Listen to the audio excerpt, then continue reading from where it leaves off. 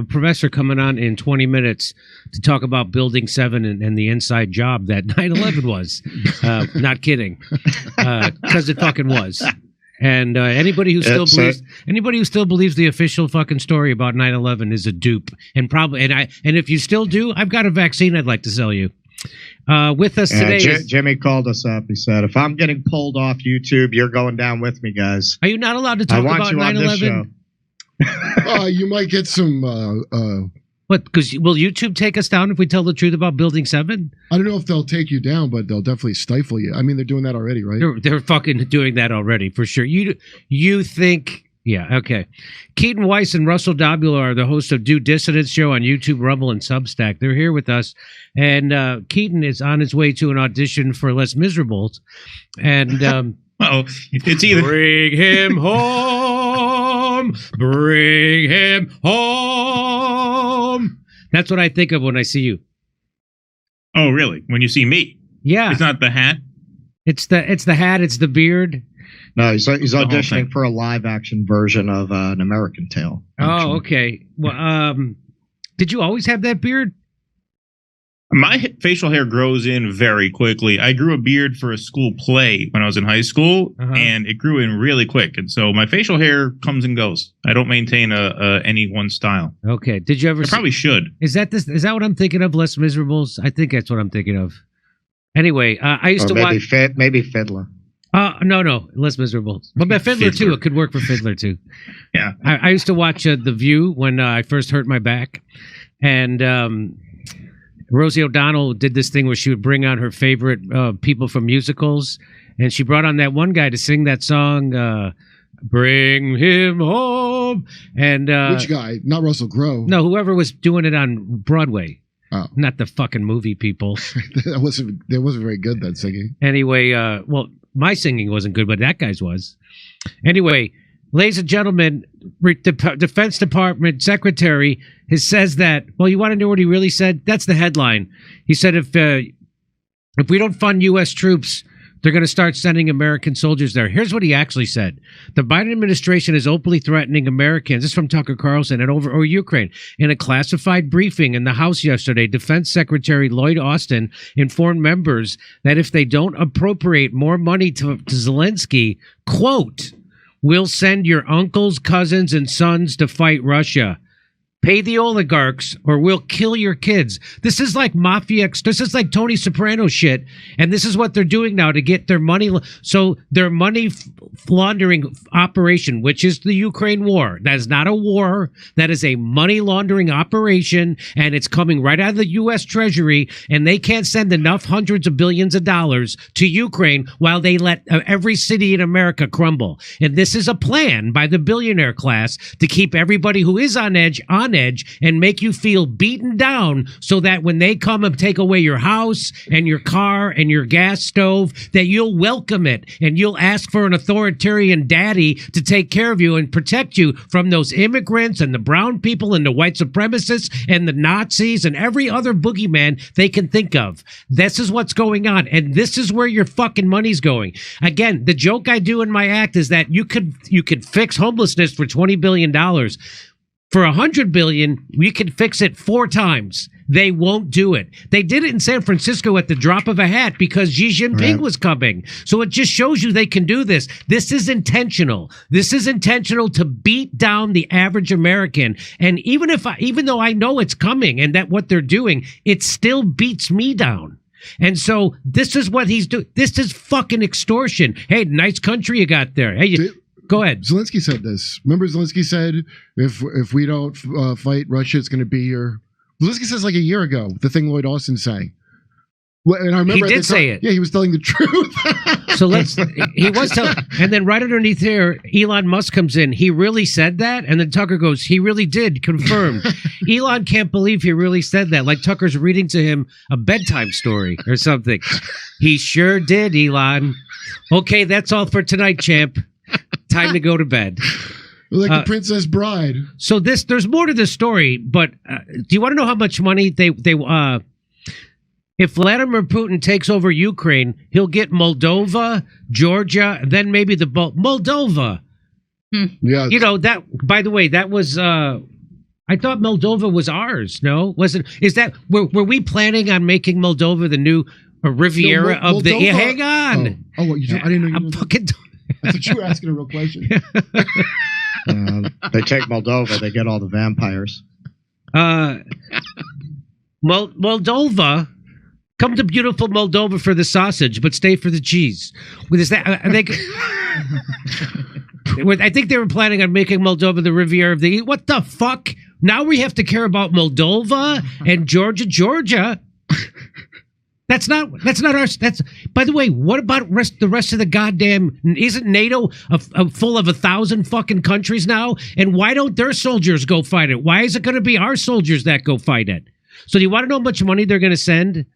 $106 billion aid package from Congress, with the bulk of it, $61 billion, going to Ukraine. That would be on top of the $113 billion they already sent. Can you imagine if we sent $180 billion to the cities in America to fix homelessness, to fix our infrastructure, to beat bullet trains, and to give people jobs? Can you imagine the country? That is not what they want. And you know why they don't want that? Because Joe Biden and the people in Congress are not there to represent you. They don't even run this country. The people who run this country are a handful of billionaires, and the WEF, the same billionaires that run the rest of the globe. And they're doing this not just to the United States, they're doing this to Europe, they're doing this all over the place, and they want you to feel beaten down, and they want you to give up all your private property.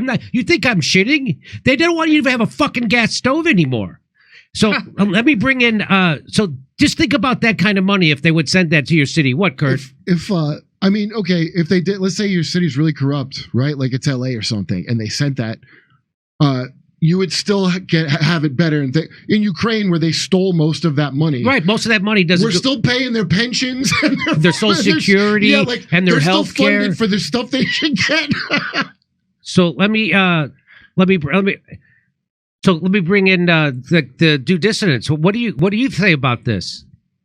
I mean, I think the Biden administration is in no position to be threatening the American people, or specifically the American troops, with deployments to Ukraine. They don't have a political hand to play as it is. I can't see people going there. Like, I think, I mean, you've talked about, Jimmy, how we need a real revolution in this country.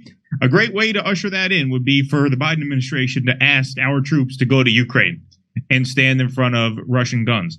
I don't see it happening. I mean, I could be wrong. I don't see it happening. I'm more upset about them draining the treasury of another $113 billion than sending troops to go to fight somewhere. I mean, they're both horrible. But what I mean is, I don't think they're going to get that money, because I don't think this threat of we're going to send troops if we don't get the money, bullshit. They're not going to send troops. I don't think they're going to get the money. So you think the Republicans are going to hold out on this because they say they're going to? So here's what. I mean, if Lindsey Graham is saying no more aid to Ukraine until we help ourselves, I mean, if they flipped him, they can flip anybody. No, what Lindsey Graham means by help ourselves, he doesn't mean give us jobs or health care and homelessness. He means put a wall on the border. That's what he means by help ourselves. But go ahead, Russ. Well, but the fact that you've got Lindsey Graham, has got like the blood of Ukrainians dripping from his teeth when he makes a speech, turning around and realizing that politically he needs to back off of this. The Republicans, I said this when they ousted McCarthy on the suspicion that he had a backdoor deal to approve Ukraine funding if they made him the speaker. Well, that's it. If they'll go this far over this, they're never approving Ukraine funding. It's over. They're not getting the funding. Yep. I agree with Keaton. This is a desperate threat. But they're not that. I don't believe they're that crazy. You want to light the country on fire? You tell people that you're going to go pull some Rocky IV shit in Ukraine. They're not going to go for it. And so, why aren't the people in Congress going for it if the administration and the military-industrial complex wants this, which is why they're doing it? Well, I was extremely... Sorry, go ahead, Russell. I think that Donald Trump has had a permanent impact on the constitution of the Republican Party. the kind of Republicans who would have thought this was a good idea, they're Democrats now. They're Nicole Wallace, they're Steve Schmidt, they're the Lincoln Project people. The actual base of the Republican Party, which the Republican leadership wisely, I think, fears, they've become nationalists in the sense that Tucker Carlson is a nationalist. There's no reason that we should be caught up in this when we have problems at home. And don't you dare tell me when I'm working 3 jobs that you're going to pay for this war to continue over there. So for them to think that they can pull this off by threatening like Tony Soprano just shows me that people like Blinken and, well, obviously Biden doesn't have a brain, but people like Blinken and Victoria Nuland, those people have the brain of a blinking oven clock. That's what we're dealing with here, because they are the dumbest people. They're not smart people. This idea that they're experts or they're smart, they're paid hired thugs. You saw that one guy yelling at the halal guy, and that's who these people are. That's who these people aren't bright. They're not smart. These people are self-congratulatory, navel-gazing motherfuckers who give each other awards for being the dumbest fuck in the room. I can't believe we can't get a... Go ahead. I was going to say, you could be a dumb fuck and a thug if you have a hand to play, but everybody can see they have no hand. They have an 8 of clubs and a 3 of hearts. I mean, they have nothing. They have nothing to threaten people with. There is no political will in this country to send our troops into Ukraine. And so that's an empty threat. It's a desperate move. It's not going to happen. Mike Johnson said about the Lloyd Austin's private secret briefing, high intelligence briefing about Ukraine. He said, I didn't get the sense that any minds were changed in there. It wasn't impressive or insightful in any way other than what you might see in the news. It was just a hopeful pressure effort. Okay, so maybe it wasn't impressive or insightful in any way, but that's only because Lloyd Austin isn't impressive or insightful in any way himself. Holy fuck. God, Lloyd Austin at your service. Go ahead, fellas. Guys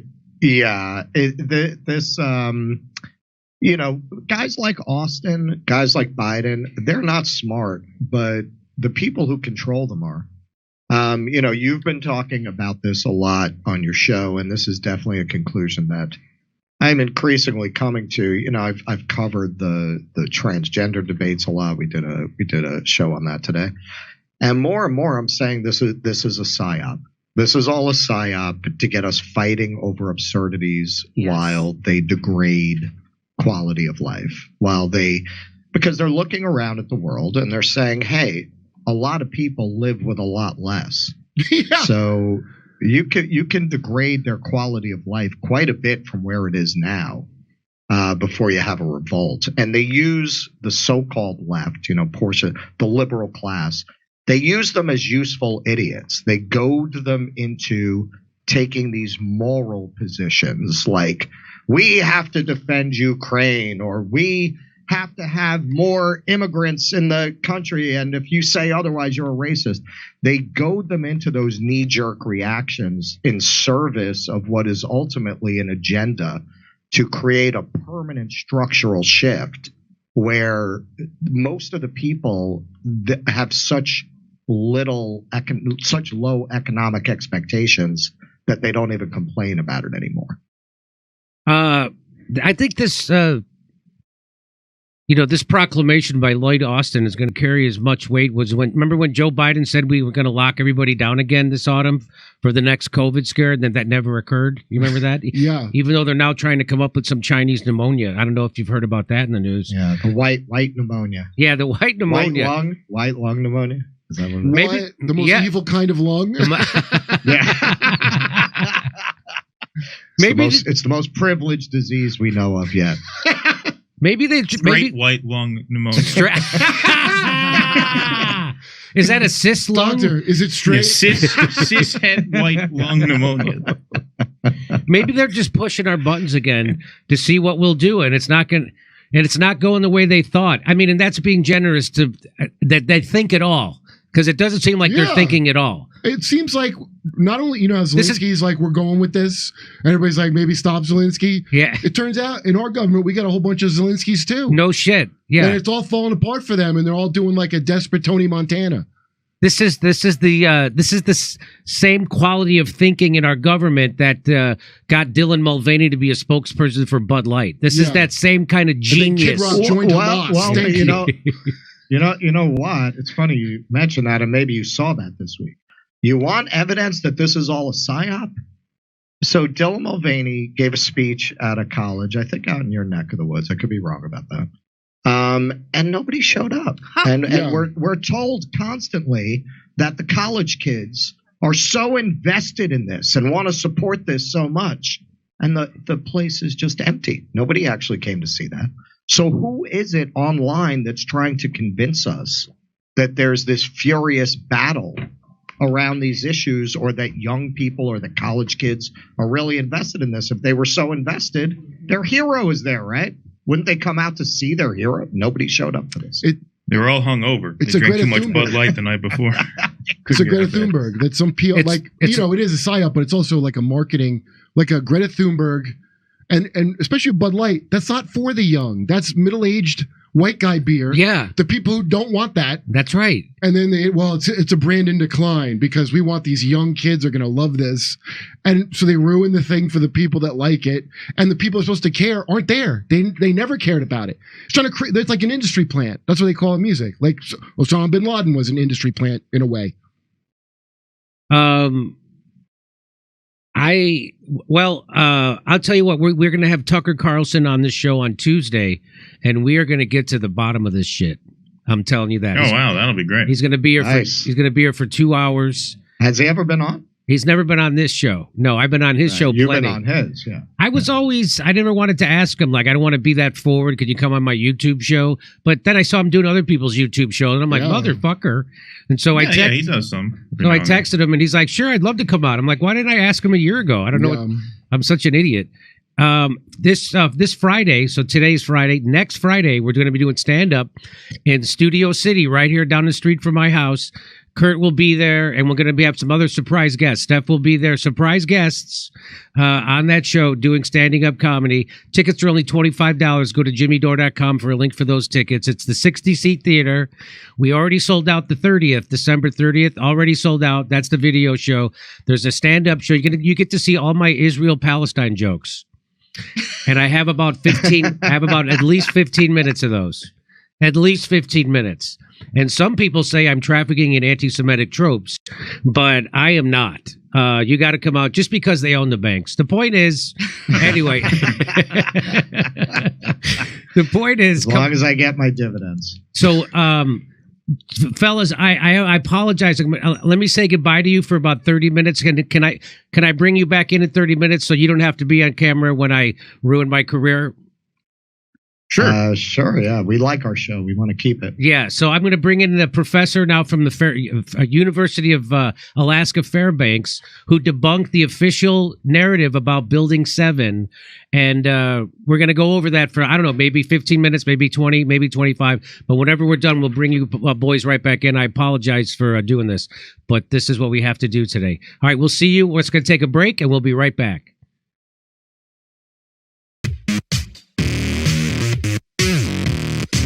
Anybody heard of Pine Gap, Australia?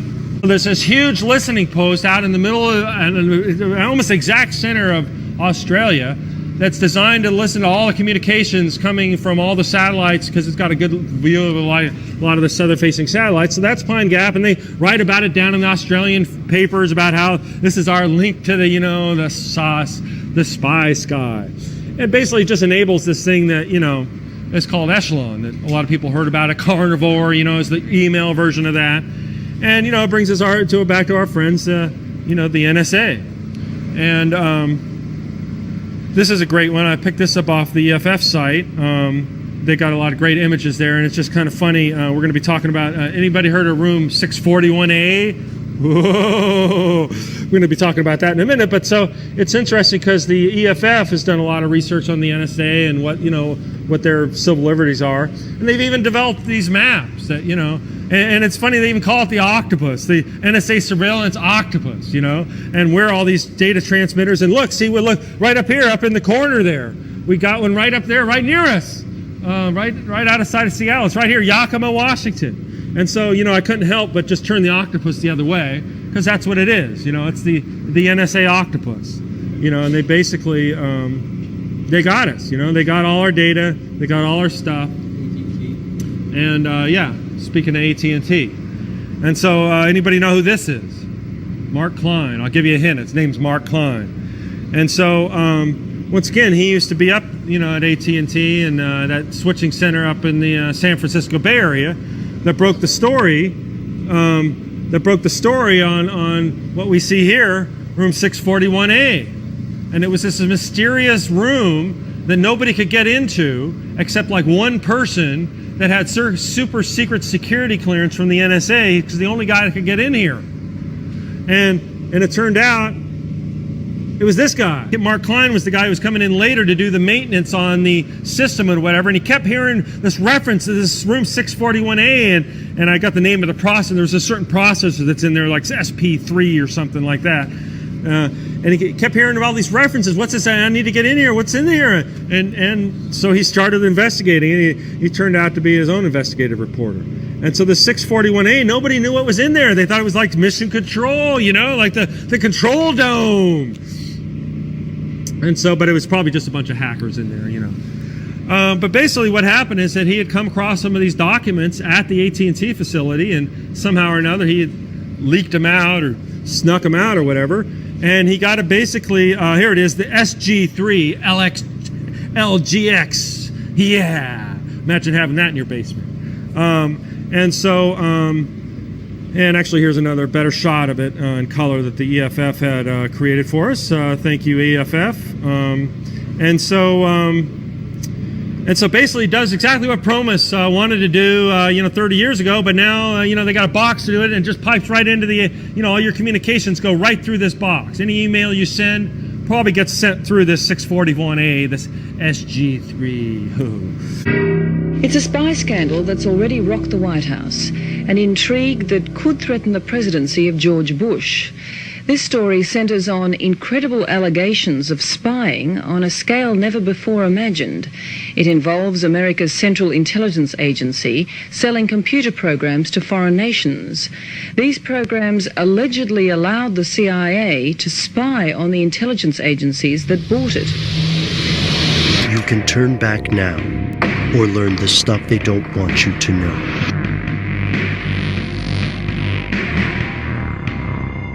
Here are the facts. In August of 1991, the corpse of journalist Danny Casolaro was found in the tub of Sheraton Hotel's room 517 in Martinsburg, West Virginia. He had 10 to 12 slash wounds on his wrist. Investigators also found a suicide note nearby. Coroners twice ruled the death a suicide. However, Casolaro's family believed there was more to the story. In the time leading up to his death, Danny Casolaro had become increasingly panicked. He told his brother that anonymous callers harassed and threatened him on the phone, which his housekeeper confirmed. Casolaro also told his confidants that if he died, it would not be a suicide. Instead, he implied, it would have something to do with his latest investigation, a massive conspiracy of silence touching on everything from surveillance software to the October surprise, Iran-Contra, and more, bridging generations and reaching all the way to the White House. Danny Casolaro called this conspiracy the Octopus. Here's where it gets crazy. Today, most people have not heard of Danny Casolaro. What was he working on? What happened to him on the night of his death? According to witnesses, he was traveling to Martinsburg to meet with a contact, possibly regarding the now obscure Inslaw case. In the 1970s, an IT company named Inslaw developed a people tracking program called the Prosecutor's Management Information System, or PROMIS, a data mining tracking system easily decades ahead of its time. The deal went sour, and Inslaw eventually took the Department of Justice to court, alleging that the United States did not honor the contract. Inslaw argued that the government pirated this software, sold it to other countries, and tried to bankrupt and silence their company to stop the truth from getting out. Witnesses came forth, including former Mossad Deputy Director Rafi Eitan, who claimed that U.S. and Israeli intelligence agencies cooperated to sell a Trojan horse version of Promise to foreign governments. It's possible that Casolero's investigation began here, but soon he stumbled into what he believed was an international web of espionage, assassination, drugs, illegal weapon trades, and more. He traced the ringleaders to the upper reaches of private security firms, the CIA, and the Reagan-era White House. Today, questions about the events persist and remain unanswered. Theorists have drawn increasingly complicated links between events alleged to be part of the octopus, but how much of this is mere conjecture? It's common knowledge that the world's intelligence agencies have and will murder to keep secrets. But did they murder Danny Casolaro, or did he commit suicide? Numerous people, including former congressmen and other journalists, don't believe the official story. And, more than 20 years later, questions remain. Did someone murder Danny Casolaro? On the theft of the Inslaw software, which belonged to this couple called the Hamiltons in Washington, who developed this case management software that was just the bee's knees at the time, and the Justice Department showed immediate interest in it, in buying it and then developing it, and they ended up, in effect, stealing it from the Hamiltons and letting it loose all around the world, to the Saudis, to the Israelis, to the Canadians. I mean, you name it, they had it. But with this backdoor feature that allowed U.S. intelligence to be monitoring it. Anyway, so that's just the bare bones of the Inslaw software connection. And there were many investigations, and they drew contrary conclusions as to whether the Justice Department really acted with malfeasance here. But to me, the matter's pretty much settled. And this document alone, which I'm going to read you about Khashoggi. Okay, here we go. This is dated May 16th, 1985. It's addressed to William Weld, U.S. Attorney. It's signed by W. Bradford Reynolds, Assistant Attorney General of the Civil Rights Division. I'm going to first read the document and then comment on it. As agreed, Messrs. Manukur Gorbanifar, Adnan Khashoggi, and Richard Armitage will broker the transaction of Promise software to Sheikh Khalid bin Mahfouz for resale and general distribution as gifts in his region, contingent upon the three conditions we last spoke of. Promise must have a soft arrival, no paperwork, customs, or delay. It must be equipped with the special data retrieval unit. As before, you must walk the financial aspects through Credit Suisse International Commercial Bank. If you encounter any problems, contact me directly. Wow. And people should know that Khashoggi is best buddies with none other than Donald Trump. And this is going on at the time of these Iran arms dealings with the Israelis. Promise software is a revolutionary computer program developed in the 1970s by a former NSA programmer and engineer, Bill Hamilton. In terms of computer programs, it represents the universal translator of Star Trek. PROMIS stands for Prosecutors Management Information System. Is able to read and integrate any number of different computer programs or databases simultaneously, regardless of language or operating system. According to Bill Hamilton, the inventor, Edwin Meese, Reagan's Attorney General, along with Dr. Earl Bryan and others, stole the amazing software, modified it, installing a trapdoor into that would allow those who knew of it to access the program and other computers, and then sold the software overseas to foreign intelligence agencies. Bill Hamilton knew his software had been stolen when requests for tech support came in from people he hadn't sold it to. The Israeli Mossad, under Rafi Eitan, again modified the software and sold it throughout the Middle East using British publishing magnate Robert Maxwell as a cutout. The revolutionary software allowed almost anyone with the trapdoor code to enter every database in every computer in every language at will, simultaneously. This ability represents perfect information gathering, technology that is undetectable, the ultimate prize of every intelligence agency in the world. The CIA, through GE Aerospace in Herndon, Virginia, GAO contract number 82F624620. The FBI and the NSA modified the backdoor, but more importantly had enhanced the ultimate program with artificial intelligence, or AI. The program, which came to be called other names such as SMART, had originally been capable of automatically and secretly drawing any information from any computer and all computers connected to the Internet. The contractor that added the artificial intelligence component, GE Aerospace, was purchased by Martin Marietta, which merged with Lockheed Martin, the largest defense and aerospace contractor in the world. Ed Meese was not the only one who recognized the potential promise in Promise. Democrats had their own moves. Jackson Stevens is a presidential kingmaker, a lifelong supporter of George Bush, and Annapolis roommate of Jimmy Carter. The billionaire Stevens' firm, Systematics, later Axicom, had mated the illegal software with banking software. In the late 70s and 80s, Systematics handled roughly 70% of all electronic banking systems in the U.S. Stevens teamed with Wortham Bank, Lippo Group, and BCCI, the Drug Intelligence Bank, to penetrate every banking system in the world.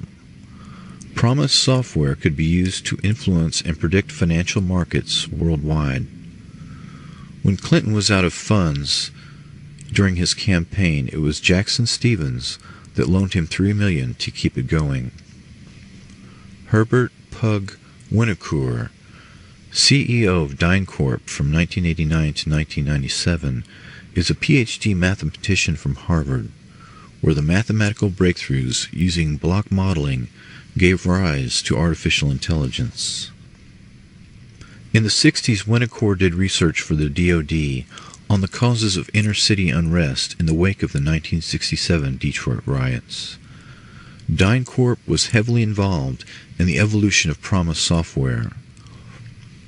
Winnocour is a member of the board of the Harvard Endowment, which is not a benevolent university fund, but an aggressive predatory investor with $19 billion in assets invested in a hub-subsidized housing, high-tech defense operations, and George W. Bush's failing oil company, Harken Energy. The Harvard Endowment saw its holdings skyrocket in the last decade, making 33% in 1999. That was the same year HUD announced a manual adjustment to reconcile a $59 billion accounting shortfall between its accounts and the U.S. Treasury account. Geomatics is a company at the heart of the Canadian space program and associated with Lockheed Martin. Geomatics uses remote sensing from space to locate natural resources such as oil, precious minerals, and other commodities. In the commodities market of the world, this kind of perfect information is the ultimate tool to predicting and controlling markets. Remote sensing can closely estimate the size of harvests of agricultural commodities such as coffee or oranges. Perfect information on the size of the orange harvest translates potentially to millions of dollars in the U.S. commodity markets alone.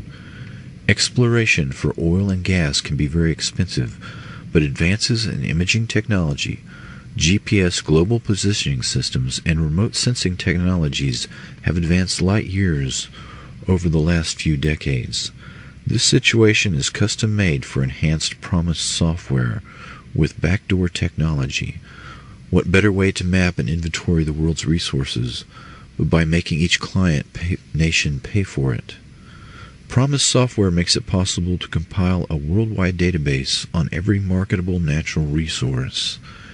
Artificial intelligence enhanced Promise-based programs would be the perfect setup to make billions of dollars in profits by manipulating the futures trade in, for example, a rare metal like tungsten, or exploiting a sudden surge in the price of gold and platinum. The Royal Canadian Mounted Police, RCMP, were sold Promise software to use in their intelligence gathering operations, and began to suspect that their copies may have been altered, and possibly all of their files were transparent and had been so for some time.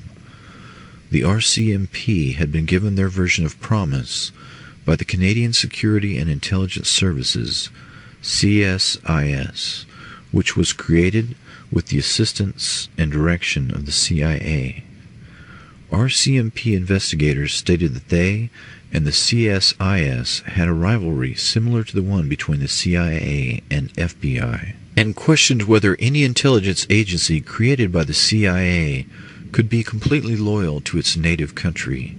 They further stated that they knew that the NSA had compromised their communications equipment.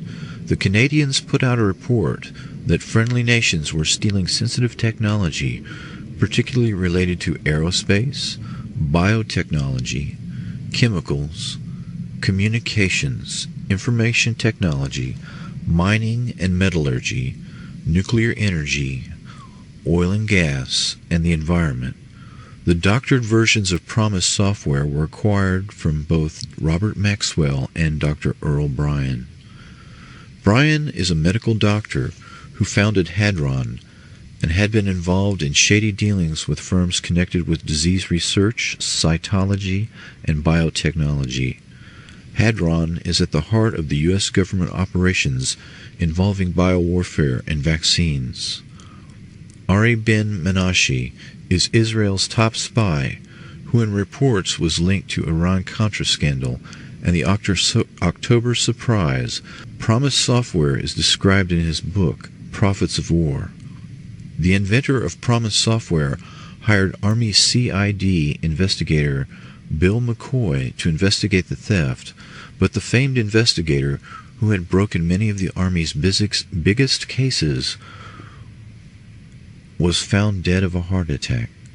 Within 48 hours of his death, McCoy's body was cremated, and 2 days later all of his files, furniture, and personal belongings had been removed from his home.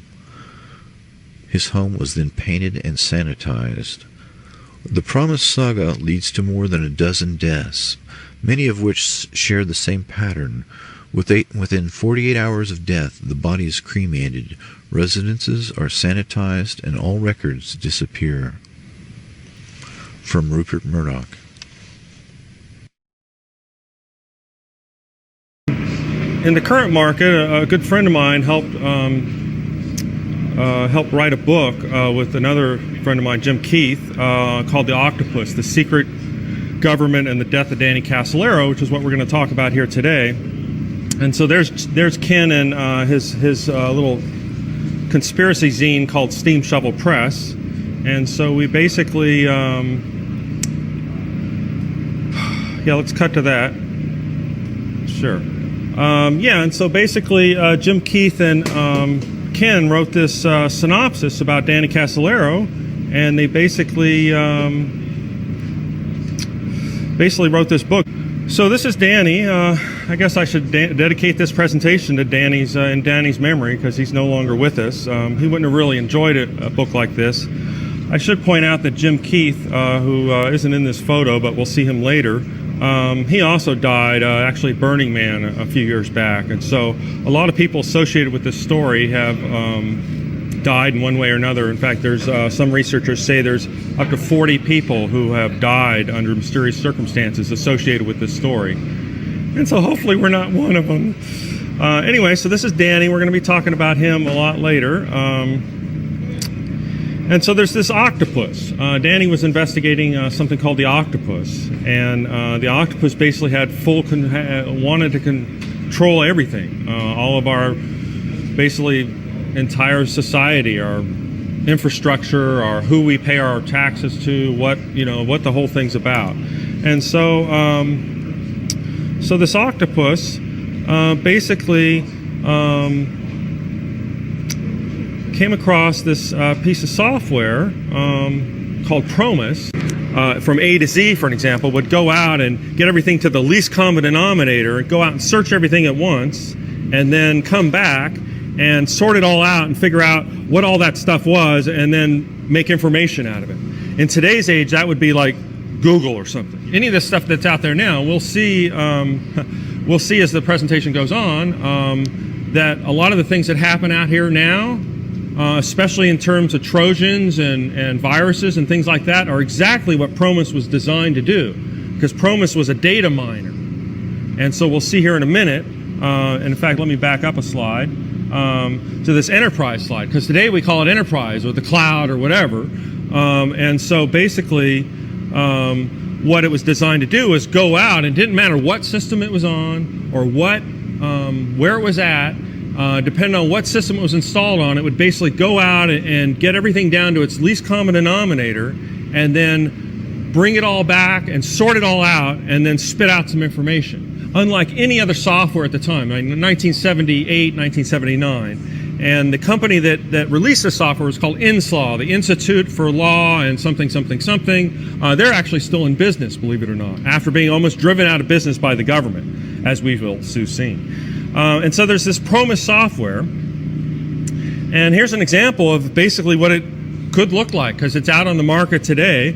And so this is basically an example of something that Promis might do, and it was the first software to let somebody figure out, like, be able to sort by a defendant or attorney involved or whatever. You know, they could sort by all these different things. It's like Excel is today, but, you know, today what they had needed mainframes to do before, of course, we can do, you know, on a MacBook Pro. But at the time, this was like revolutionary software. Processing where we get everything down to that least common. We're used to that now, but back then, that wasn't the case. And so it's very interesting that basically everything we built, everything today that we built on is all based on this kind of computing power. And so basically Promis wanted to get down to that root level, figure out all the data and try to make sense of it and then bring it all back. It's basically almost artificial intelligence at the time. And we'll soon see that they use this kind of software to basically develop almost all the technology that we're used to. Today, you know, we know it as like the social network. In Crossing the Rubicon, I have one whole chapter on Promis, but Promis, which stands for Prosecutors Management Information System, PROMIS, which was its original name in the early 1980s, appears in about, I have 32 chapters in the book, and Promis appears in probably 11 of them. Now, what Cynthia was asking and what you were talking about, and to illustrate the case, there's another company that you and I are extremely familiar with called DynCorp. Oh, gosh, yes. Which has been very closely connected. I wrote a major expose on Promis in October of 2000 after the National Security Staff of the Royal Canadian Mounted Police came to ask me questions about how their Promis software got compromised. The story's from the Wilderness website. But DynCorp, aside from being everywhere and doing everything possibly dirty, DynCorp also operates the telephone systems for the United States House of Representatives and the United States Senate. The billing records are maintained by an Israeli company called Amdocs, which monitors every phone call called, every phone call placed, every bill, every time, the duration of every call, who made the call, etc., etc., etc. We know that DynCorp has Promis. And this is where I truly wish our dear friend and colleague Catherine Austin Fitz were here today, because I would speak this on her behalf, because she was my teacher on this. What we see is that all these government agencies, as a result of Promis and Promis progeny, Promis enhanced versions with artificial intelligence being in the hand of private corporations, has turned the entirety of the United States government into a franchise feeding trough for the benefit of private corporations. The government belongs to private corporations. When you consider that another company known to have Promis, aside from DynCorp, is Lockheed Martin, on whose board of directors sat Lynn Cheney, the vice president's wife, until he took office. She was also in the PEOC Presidential Emergency Operations Center with her husband on the morning of 9/11. How did she get in? She didn't hold a government office. New information on the cold case investigation of a 1981 Rancho Mirage triple murder. News Channel 3 has learned 3 local Indian tribes are part of the investigation into these murders. News Channel 3's Nathan Baca joins us tonight with a look at what these 3 tribes are suspected of doing. Nathan. Tamara and John, the 3 tribes under investigation are the Cabazons, the Santa Rosa, and the Torres Martinez. They are suspected of setting up secret experimental weapons testing deals in the 1980s.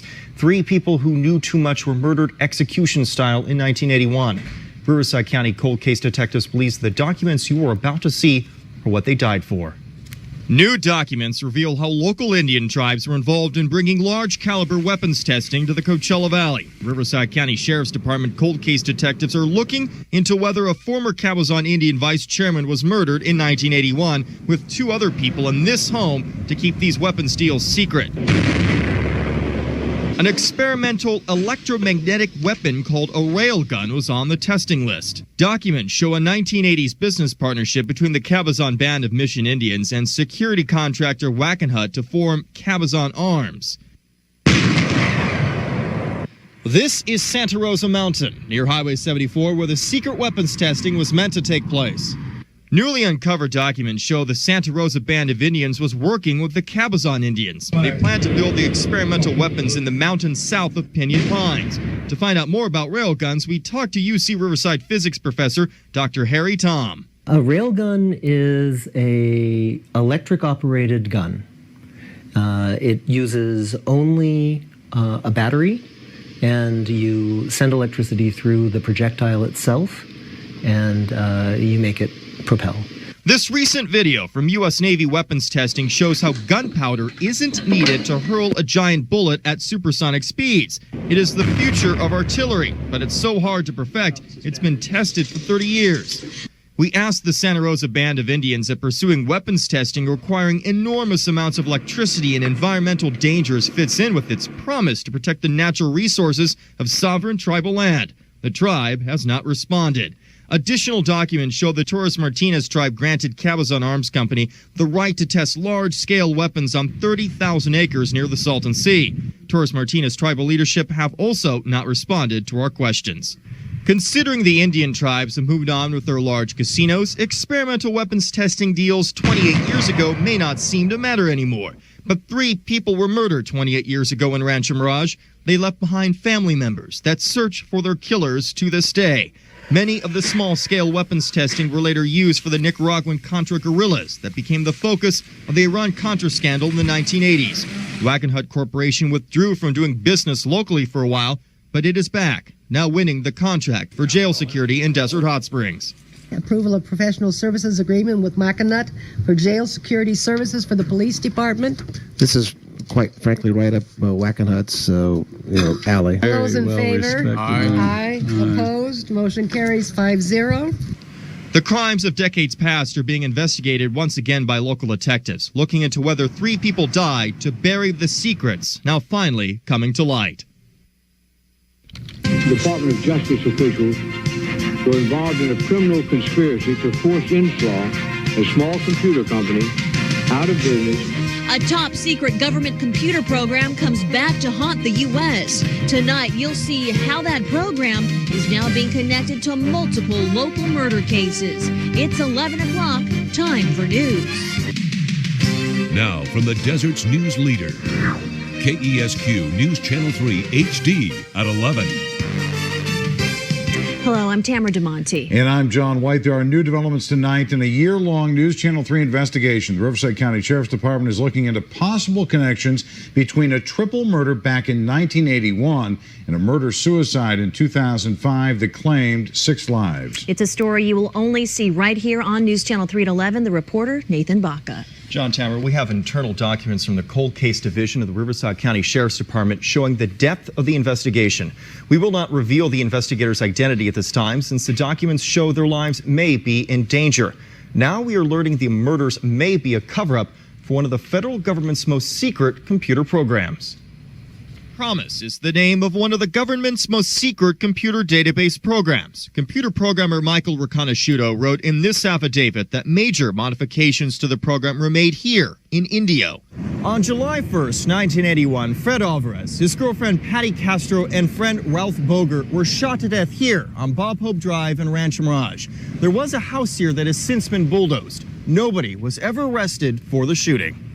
Family friends say Cabazon Band of Mission Indians Vice Chairman Fred Alvarez was going to blow the whistle on this. Documents from the early 1980s showing a business partnership between defense contractor Wackenhut Services and Cabazon manager John Philip Nichols to form Cabazon Arms. One of their alleged projects was the PROMIS computer program. Database and pattern recognition software was a new source of information and power in the early 1980s.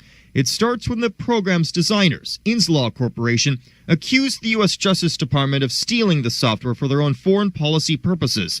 This programmer testified he altered the program to create what's in the distribution of this software were involved in covert operations, and they were involved in Nicaragua and Central America, and they were involved in operations in the Middle East. This U.S. Justice Department memo from 1985 shows the PROMIS software was being sold to Middle Eastern arms dealers and wanted no paperwork or customs inspections to interfere.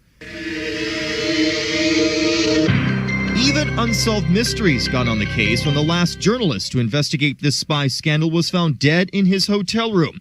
Danny Casolero's wrists were slashed in 1991. It was ruled a suicide, but his reporter notes disappeared, and the book on the conspiracy he was to title Indio was never finished. Congressional hearings were held in 1992. Describes the committee's investigation into serious allegations that high-level Department of Justice officials were involved in a criminal conspiracy to force Inslaw, a small computer company, out of business. The hearings ended inconclusively. The PROMIS software was allegedly altered on tribal land in India with a lack of federal oversight. And just like Microsoft Windows, the database program kept up with the times, upgraded several times over the years. But PROMIS came back to haunt America in ways never imagined. A disturbing indication that Robert Hanssen, the FBI man accused of spying for the Russians in what officials said at the time of his arrest was a massive security breach, ended up helping Osama bin Laden. As correspondent Carl Cameron reports, Hanssen sold the Russians an extremely sensitive piece of U.S. technology, and the indications are that they, in turn, sold it to bin Laden's al-Qaeda terrorist network. From an office in India to foreign capitals all over the world, several murder investigations are connected to this spy scandal. Whether answers can still be found 27 years later remains in the hands of the Sheriff's Cold Case Squad. She was looking at P-Tech software to implement the next generation of risk management enterprise architecture software at JP Morgan, but became suspicious after she began her own investigation into the company. She uncovered information that indicated that P-Tech was running its software with access to the most sensitive parts of an organization's cyber infrastructure in the basement of the FAA on the morning of 9/11. Hours after the president and CEO walked out, the federal agents went in, raiding this nondescript building in suburban Boston, looking for evidence that could tie the computer consulting firm P-Tech to international terrorism. P-Tech's CEO is Osama Ziadi. This is him, 3 years ago in Saudi Arabia. He's pictured with a man named Yassin al-Qadi, a Saudi named by President Bush as a financial backer of Osama bin Laden. Yassin al-Qadi fits in this category of wealthy Saudi businessmen who believe in and finance radical Islamic extremist groups worldwide. In an investigation done by CBS station WBZ-TV, 3 sources say al-Qadi is the chief financial backer of P-Tech. Then there's P-Tech board member Yaqub Mirza. He's an officer for a string of Islamic charities which have been a concern to the U.S. government. This becomes all the more alarming when you learn exactly what it is P-Tech does. The company works in enterprise architecture, the blueprinting of an entire computer network. Computer consultant Indira Singh says such a company could gain full access to a client's data. That could be rather dangerous. It can be devastatingly dangerous. Especially when you examine the roster of P-Tech's clients. The company's webpage lists the FBI, the IRS, NATO, the Air Force, the Naval Air Command, the Departments of Energy and Education, the Postal Service, the U.S. House of Representatives. Other sources say P-TECH has done business with the Department of Defense, the Secret Service, even the White House. And that gives you a tremendous opportunity, if you're so inclined, to examine, manipulate, download all of the most sensitive information of whoever it is you've contracted with. Absolutely. Absolutely. But tonight, the National Security Agency tells CBS News it is absolutely convinced P-TECH software is safe. I'm sure that in the end they're going to find that there's nothing of interest here. But experts like Matthew Levitt look at Yassin El-Kadi and disagree. For someone like that to be involved in any... Can attest to is that by noon or 1 o'clock, they told us we had to move from that triage site up to Pace University, a little further away, because Building 7 was going to come down or being brought down. Did they actually use the word brought down, and who was it that was telling you this? The fire department, and they did use the word. We're going to have to bring it down.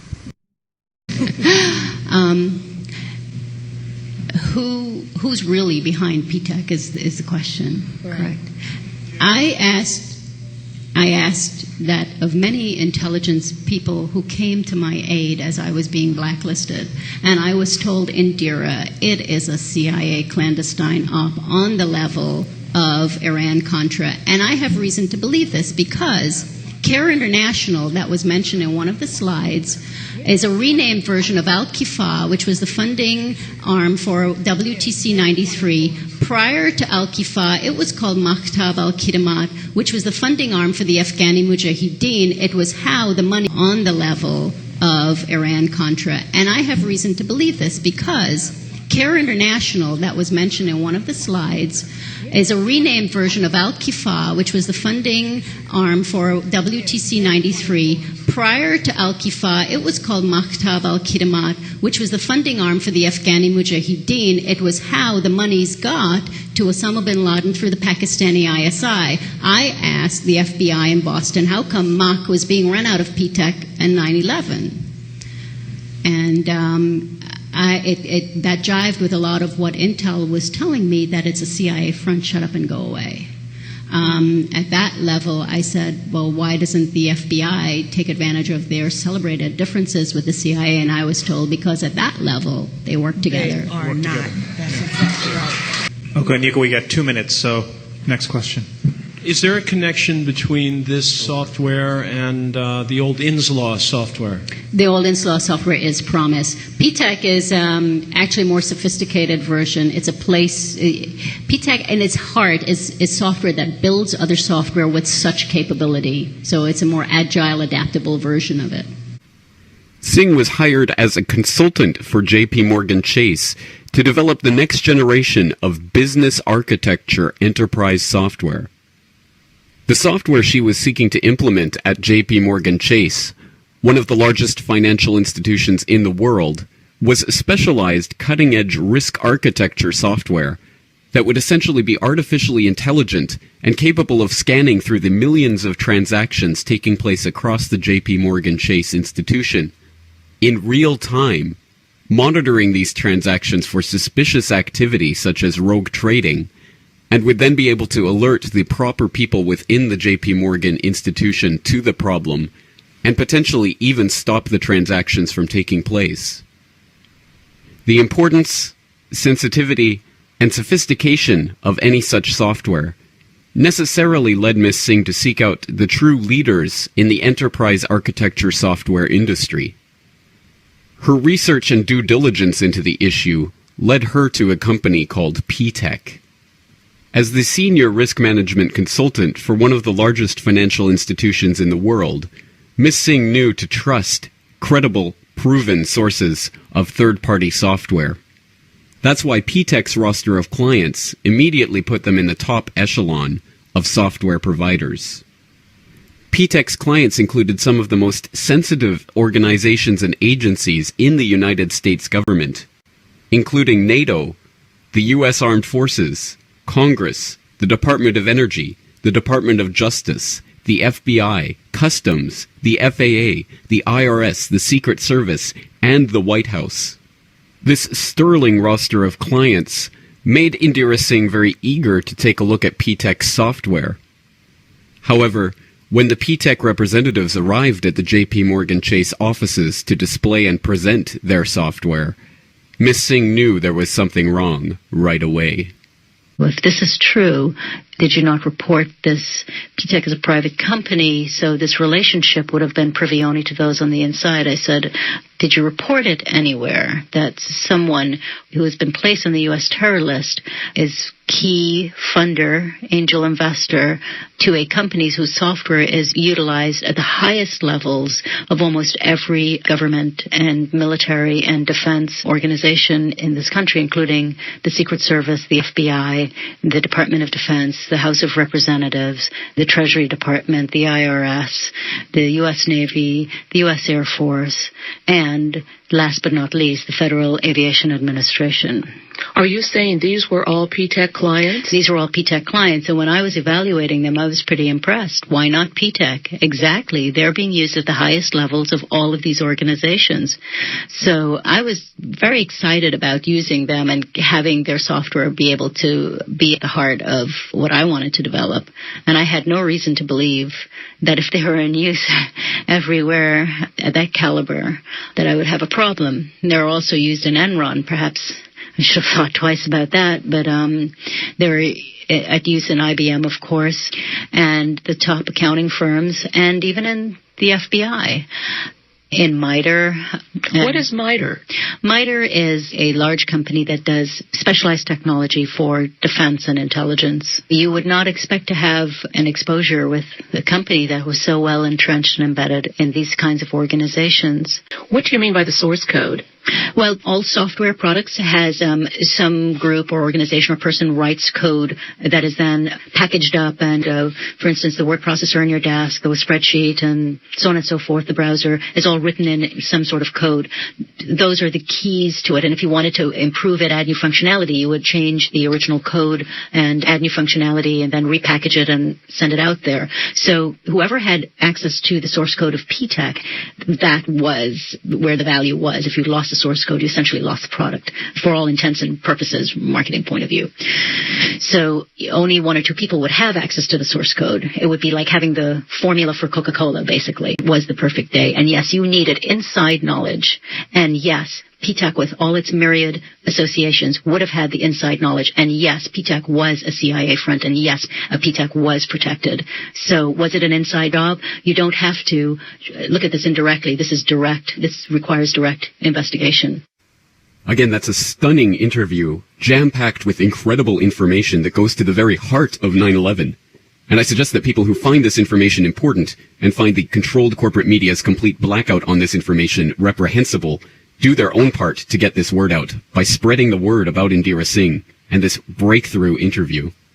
Remarkably enough, considering the bombshell information provided by this corporate whistleblower, Indira Singh, about this company, which actually operated in the basement of the FAA with complete and total access to every operational detail, including their management of interoperability systems with NORAD that could have directly affected the response of NORAD on 9/11. Absolutely nothing has resulted from the FBI investigation of this company.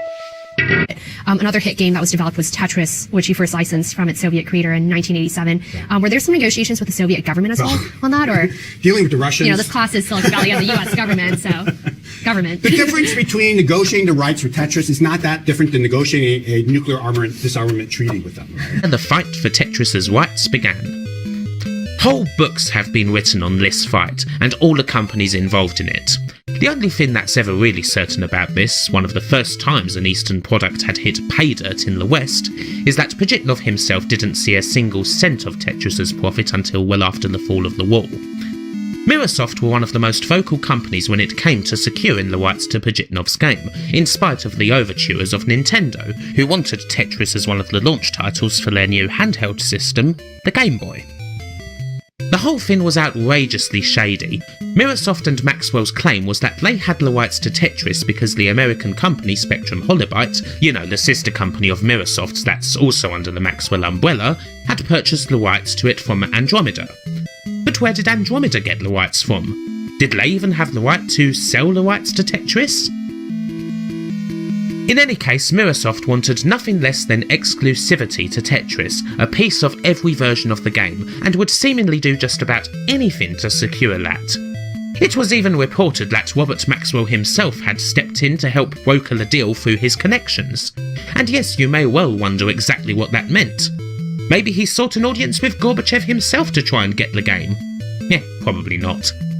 However, Mirrorsoft were able to sell Tetris for computers using those rights from Andromeda, and naturally did so pretty sharpish, all things considered, resulting in the sale of what is probably their most successful game on various computers through 1987 and 1988.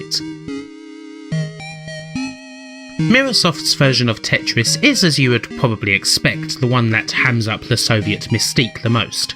It's right there in the box art and right there in the title, which did more than anything to popularise the classic trope that in order to write in Russian, all you do is write the R's the other way around. It's in Russian. You just put the R's the wrong way round. As for the game itself, well, it's Tetris, basically. The music is pretty cracking throughout, actually, which is nice, but the game does default to having these backgrounds in the world that make it incredibly hard to see what's going on. And his job was he walked both sides of the fence almost, of the road.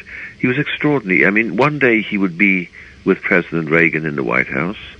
The next day he would be in the Kremlin doing a deal which would be in favor of Israel.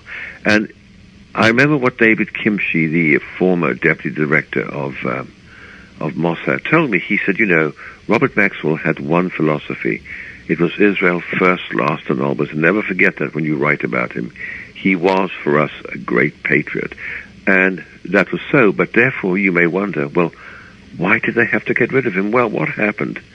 Maxwell became more and more in love with himself, I suppose, with his power, his authority, his connections. Nobody, he felt, could dare challenge him, dare say no to him.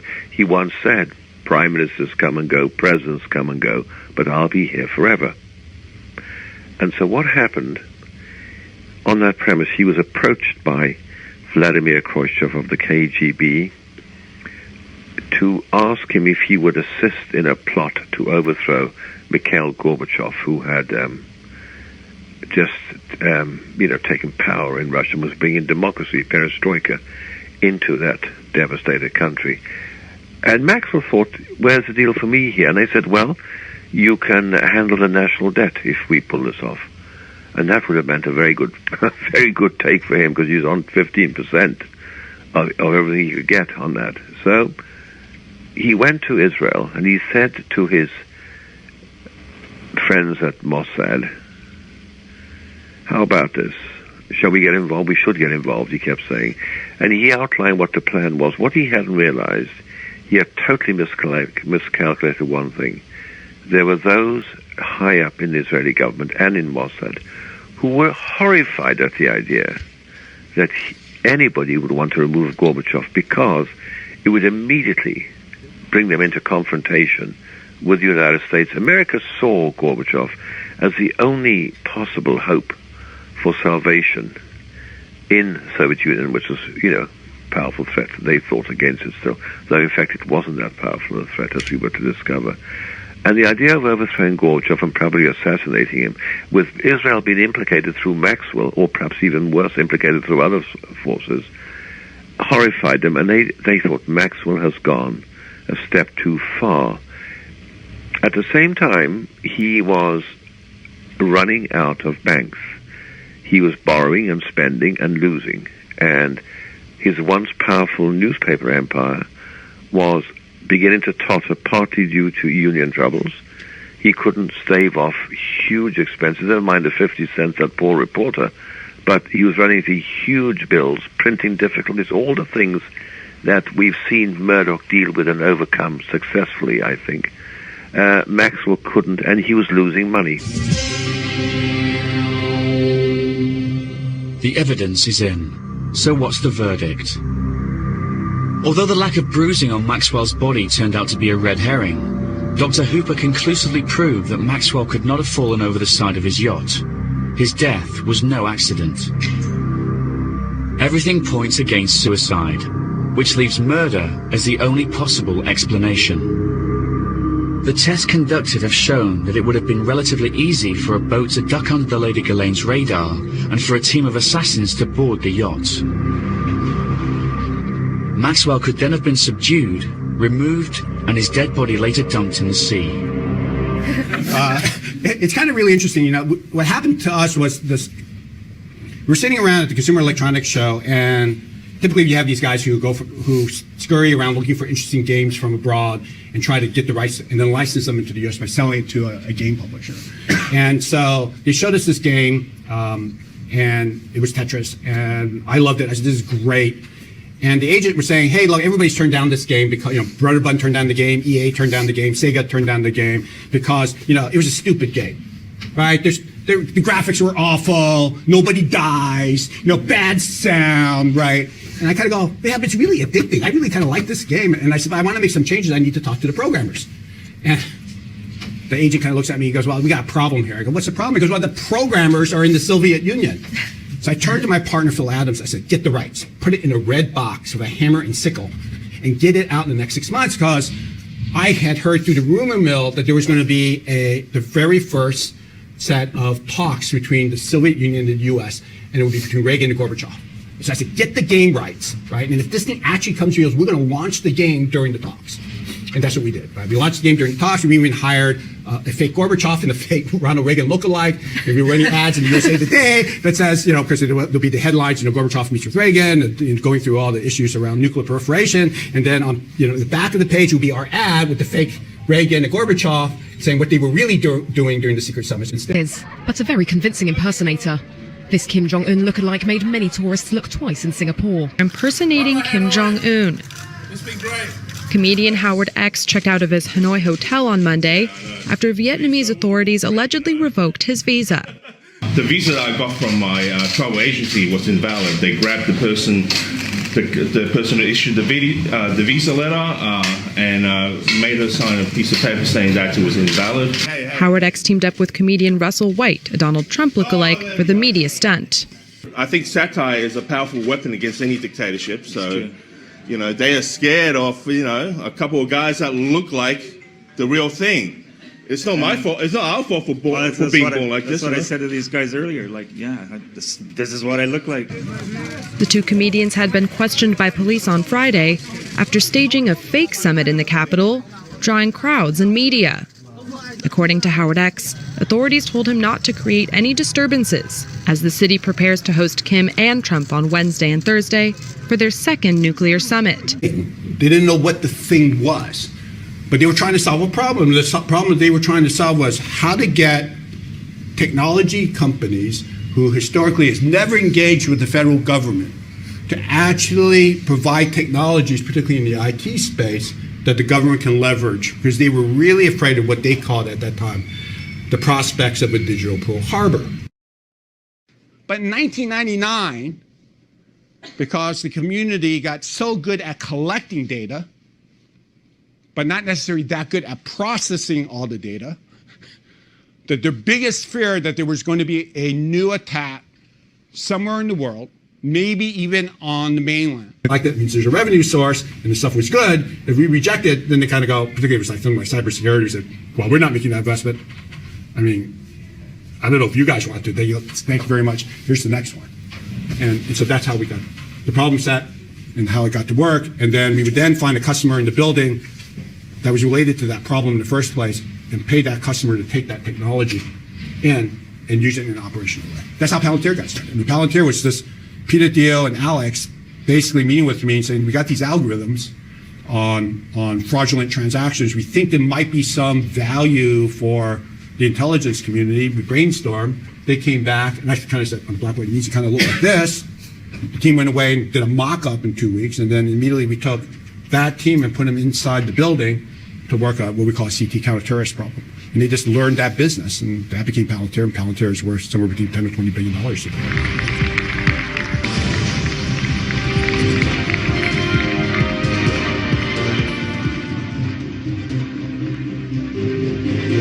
I am Leila. I work as a content developer. We develop videos, infographics, and motion graphics to combat extremist content. أنا محمد أعمل قائدا لفريق التحليل الإعلامي. يقوم نظامنا بمراقبة 100 قناة تلفزيونية عالمية بلغات مختلفة وتحويلها إلى نص وتحليلها لتحديد المحتوى المتضرر. أنا عبد العزيز، أعمل أخصائي.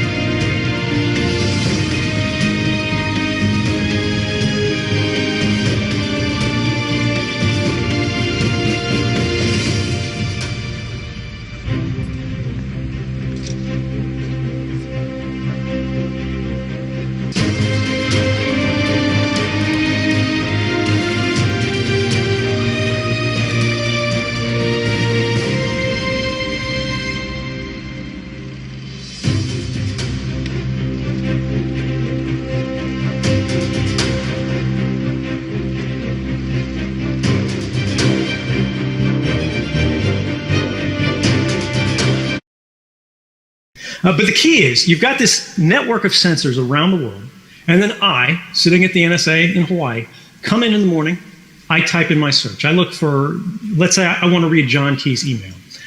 I enter his email address, and it sends that search to every one of these sensor networks around the world.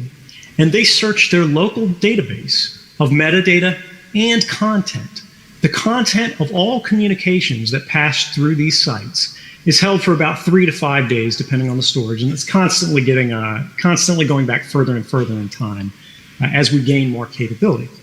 So I can see everything. I can see what book you looked at Amazon.com, last week. I can see who you talked to. I can see who your friends on Facebook are.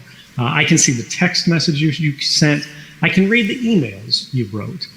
And I can set up things that are called fingerprints that allow me to track where you've been on the web, who you're talking to, even if you're using sort of anonymizing technology and so forth.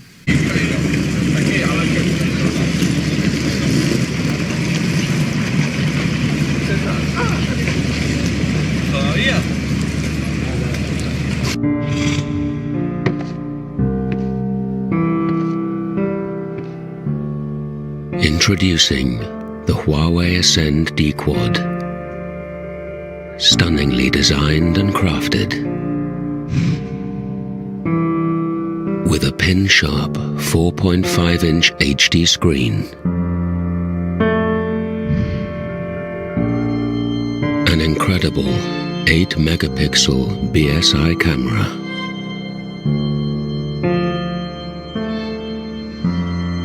Breathtaking Dolby Surround audio.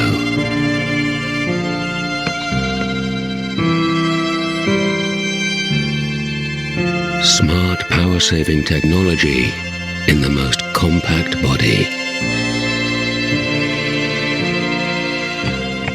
And a quad-core processor, making it the fastest smartphone in the world.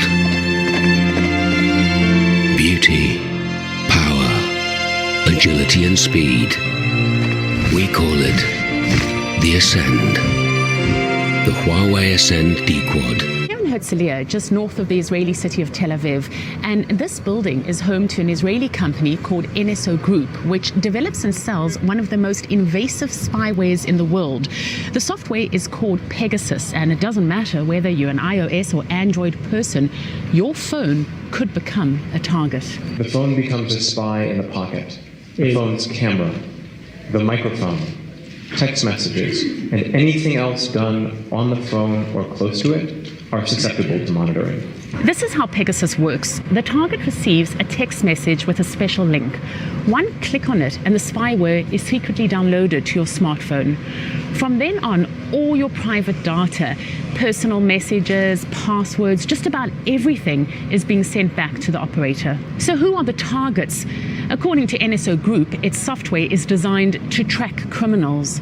Our products have saved the lives of thousands of people, prevented suicide terror attacks, helped convict drug cartel lords, facilitated complex crime investigations, and returned kidnapped children to their parents. But internet researchers from Citizen Lab embarked on a hunt for Pegasus, and according to them, it does not serve only a good cause. Instead, it may be breaching innocent people's privacies and some countries' laws against cross-border hackers. Citizen Lab tracked the malware in as many as 45 countries, among them 6 states with a history of abusing spyware to target civilian society. Set the goal for Israel of becoming one of the top 5 cybersecurity powers in the world.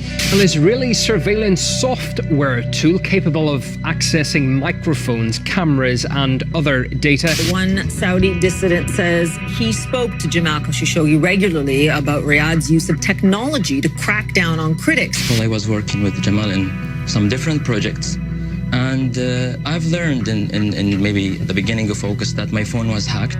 So basically, they were listening to every single conversation that we had. The NSO group, in today's world, based on the evidence we have, they are the worst of the worst.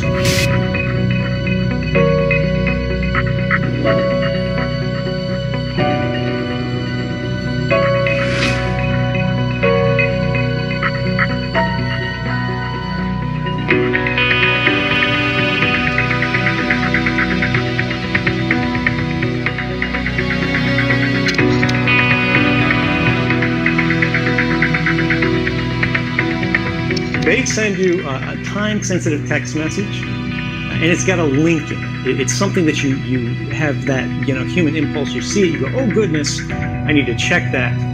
Everything in the entire history of your phone, you can immediately copy. Everything that happens on your phone from that day forward, every place you go, everyone you call, everything you read, every photo you take, every audio note that's been on that, or actually because they can turn the microphone on remotely. They can turn the camera on remotely even when you haven't already taken a picture.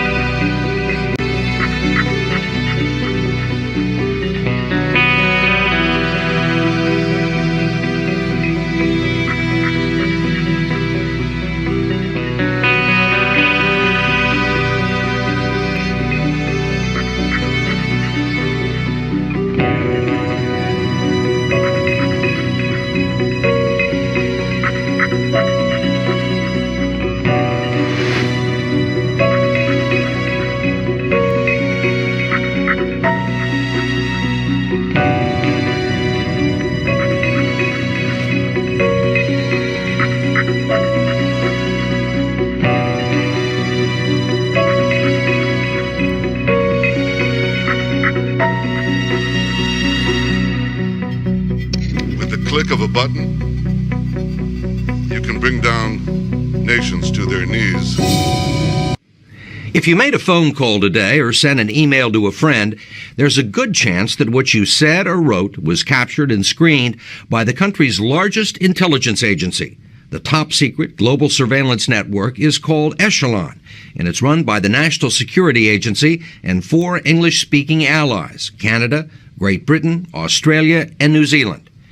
The mission is to eavesdrop on enemies of the state, foreign countries, terrorist groups, and drug cartels. But in the process, Echelon's computers capture virtually every electronic conversation around the world. And as we first reported last February, a lot of people have begun to question just how that information is being used. We can't see them, but the air around us is filled with invisible electronic signals, everything from cell phone conversations to fax transmissions to ATM transfers. What most people don't realize is that virtually every signal radiated across the electromagnetic spectrum is being collected and analyzed. How much of the world is covered by them? The entire world, the whole planet, covers everything. Echelon covers everything that's radiated worldwide at any given instant. Every square inch is covered. Every square inch is covered.